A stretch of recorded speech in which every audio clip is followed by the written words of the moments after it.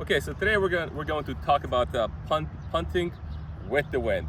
So the wind's coming from behind me. It's helping me carry the ball down the field. It's the fun wind to deal with. There's a couple different things you can do here. If you have a perfect wind that's in your back going straight down the field, great.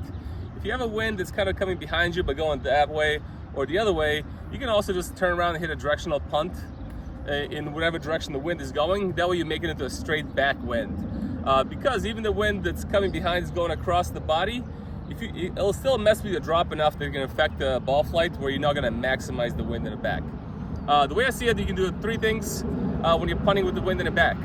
One is absolutely nothing. So you drop the ball just like you would, extended, nose a little bit inwards, right over kind of like the middle right side of my quad, hit a nice regular ball. What's going to happen is once the ball goes in the air, wind's going to start pushing it from behind, and the ball is going to be a lot more difficult to turn over. More likely scenario is the ball is just going to be pushed like this down with the wind, and it'll kind of drop straight down. You'll get a good punt, decent distance, but not the best case scenario.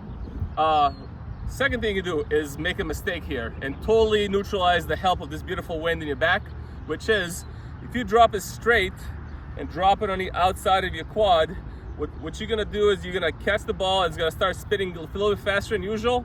The wind from behind is gonna spin it even faster, and the ball is simply gonna shoot off the side of your foot, spinning crazy fast. Low kick, the wind won't even help it that much. You'll end up with a mediocre kick at best.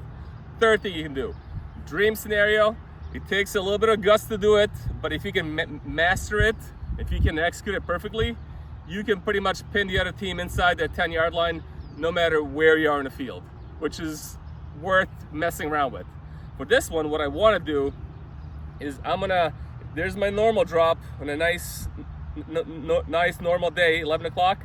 For this wind, what I want to do is tilt the nose more in and kind of bring it a little bit more to the inside of the quad and bring the nose even down a little bit. So this is what I want the drop to look like when I release it, and I want to hit it right about here. What ends up happening here is I can smash this ball and it's gonna take off a little bit inside my body over here like this, and then the wind's gonna push it. So he's pushing this side of the ball, and then it's gonna catch it just right, and then it's gonna help it turn over like a regular punt, and then it's gonna push it even more this way, accelerate it, and it's gonna come down like a bullet somewhere to the right side of me. If you catch it right, it's a beautiful thing. You can add 15, 20 yards to your punt, no problem. It looks like a corkscrew. No returner wants to mess with that ball. They're just gonna let it roll and make a real big impact on your team. But like everything else in football and punting, you gotta practice it. So when I wanna practice this drop with the wind in my back, I want it, again, middle of the quad, nose a little bit down and in. I wanna make sure I can get that drop right there, because if I mess up, I can end up with a punt that's pretty terrible, that the wind doesn't help at all. Keep practicing, enjoy the wind.